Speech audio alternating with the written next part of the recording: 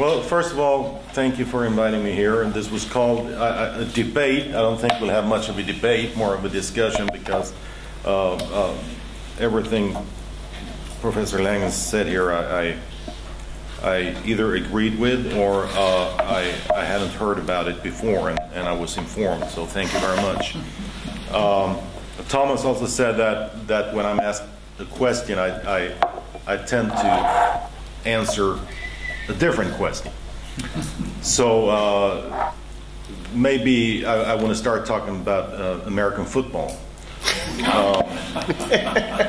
One of the biggest news stories in the United States of America last year was about a young man named Tim Tebow, quarterback for the Broncos, a very devout Christian, and very much publicly so.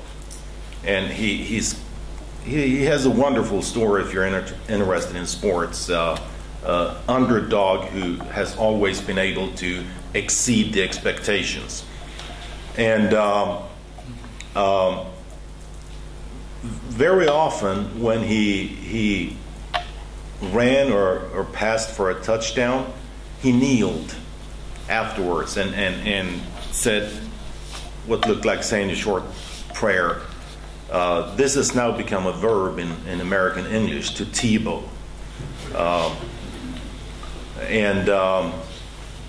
Today we got news that the New York Jets have signed Tim Tebow, and it's all over the news. And I saw somebody remark, because the Broncos, they signed Peyton Manning last week, so now there is no room for Tim Tebow. And I saw one comment today that if any team needs a savior, it's the Jets. So this is an example of how religion permeates the American society all the time.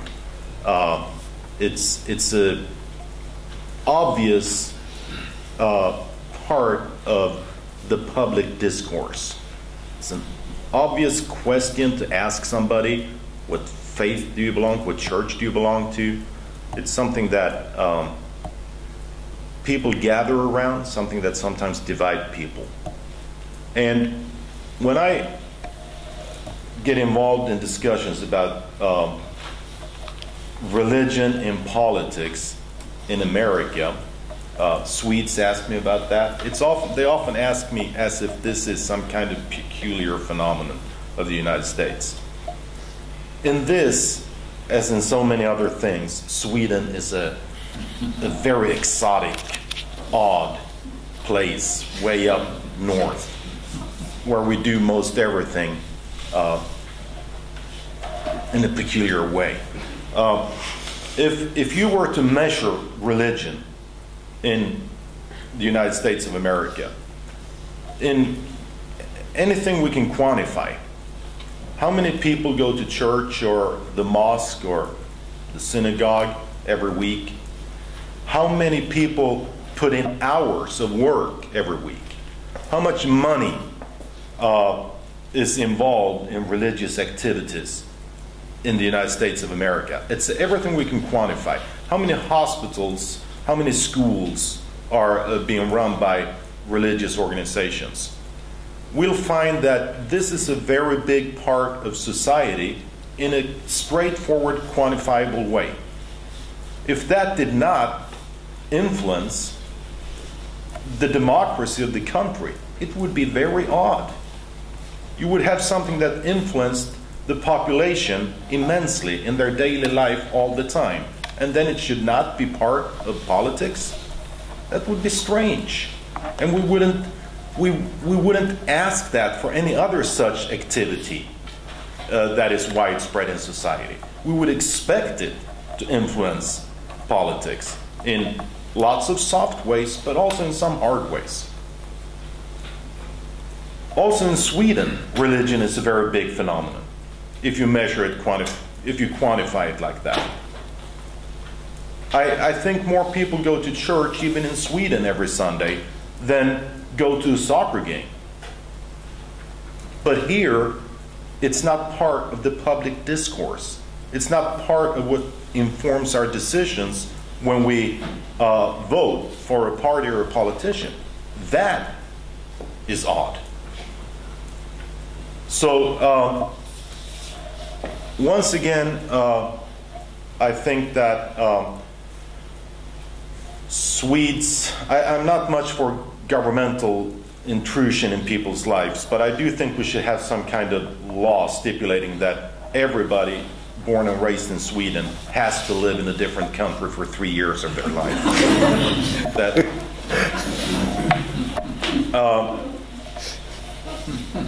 Now, politics, religion and politics, in a strict sense of that, is just like the professor here mentioned, is, if anything, Americans are fundamentalists when it comes to separating church and state. And we sometimes see debates in the States that would be ridiculous to us Swedes. Here's some small town in the southern state where they built a courthouse in 1872, and they had a relief on one of the walls where they carved in the Ten Commandments, and now there's a big debate if they have to take that relief down from the wall, because this is a public building and you can't mix up public, state, finances, buildings, economy, etc. with religion. And we would never, no Swede would ever ask that out of some local political council to act against such religious expressions in public life.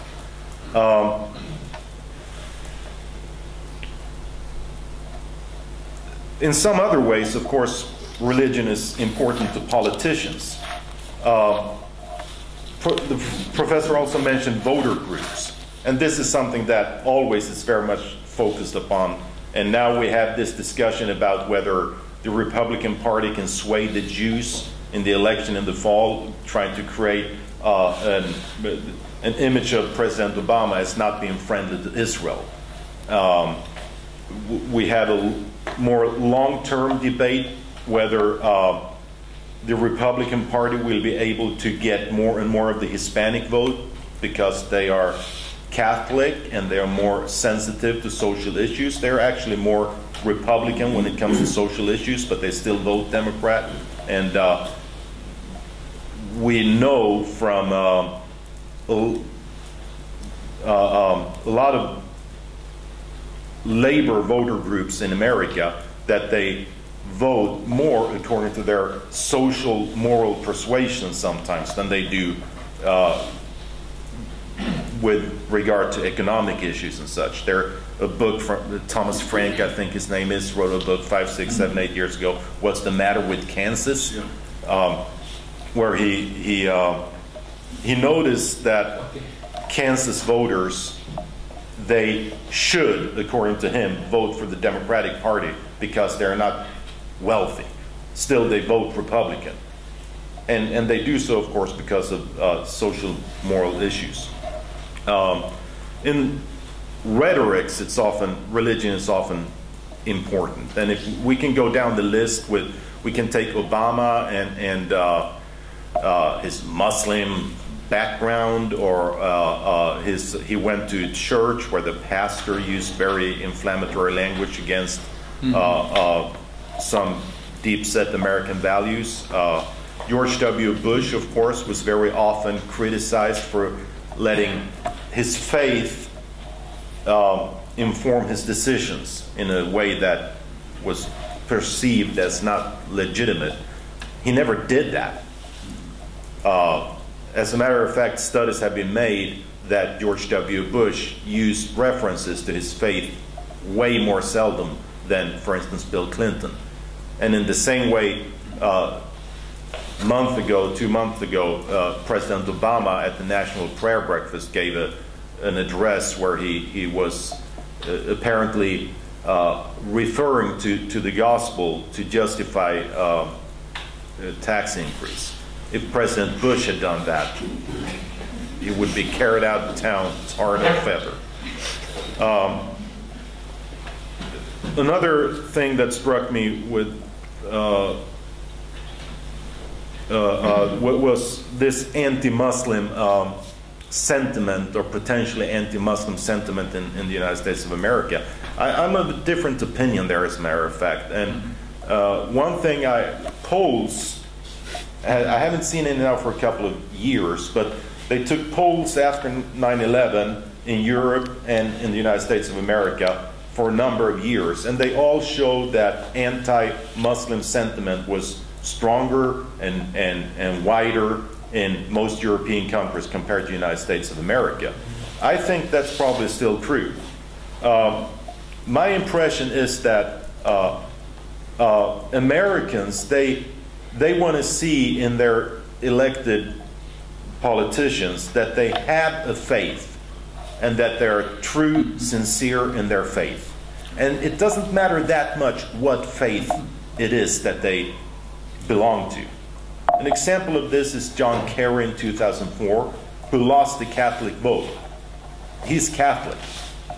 But I think a lot of Christians, and Catholics in particular, felt that he was insincere in his faith. I'm not saying he was. I don't know the man. But I think that was the perception. And that is something that bothers Christian people in America more than... I often say that I'd rather live in a Sweden with a majority of Muslims than a majority of atheists from the Liberal Party. And I think that many Americans share that sentiment. Another example, the wonderful Senator Joseph Lieberman, a Democrat, who's Jewish, and who's never been attacked or criticized or been... I've never had the feeling that his faith has been a problem for him among, for instance, evangelicals. He was the vice president candidate for Al Gore, and I didn't really see that as an issue. Now, of course, the big story when it comes to... Well, there are two big stories, and the professor mentioned Obamacare and its provisions for funding abortion pills and such, and also for funding abortion. There was a big debate on that when the Affordable Health Care Act was written. But it's Rick Santorum, who is one of the candidates for the Republican nomination. He's a Catholic, and some days he wakes up and he's very angry, which is a problem for him. He woke up one day a few weeks ago and was very angry, and was interviewed on national TV and was asked about John F. Kennedy's famous speech, where John F. Kennedy tells the American people, if you elect me for president, it's going to be my decisions and my administration's decisions, not the Vatican's decisions. And Rick Santorum said when he heard that speech, when he reads that speech, he wants to throw up. And what he meant with that was not, as I understand him, that he thinks that if he becomes the president, he should let the Vatican make his decision. What he meant with that was he felt that John F. Kennedy denounced his faith as a personal informer, as something that he would appeal to for strength. And that is what made him, want to throw up. And I think that while Rick Santorum has a tendency to sometimes express himself in not too nuanced terms, I think that what he was getting at was something that, a feeling that he shares with the majority of the American people in both parties, that we want our elected politicians to have a personal faith that guides them, that gives them strength. And there is nothing odd about that. To the contrary, it's something very positive. But once again, they're fundamentalists when it comes to separating state and church. And unfortunately, this is spreading in society. A brother-in-law of mine went into Walmart a few years ago around Christmas, and at the cash register, the lady said, "Happy holidays to you." And he said, "And a Merry Christmas to you." And she smiled at him and said, "A Merry Christmas to you too." And he asked her, "Why did you say Happy Holidays? It's Christmas." And she said that they had strict orders to not wish customers a Merry Christmas unless they first wish them a Merry Christmas. Because wishing a Jew or a Muslim or a Hindu Merry Christmas might offend them. And we all know that's not the case. So this notion of separating state and church, sometimes over the last decade, I think, maybe further back, I don't know, has spread to a notion of separating faith from the public arena, which is something totally different and something I don't think the Americans really wish for. Well, that's just some stray comments.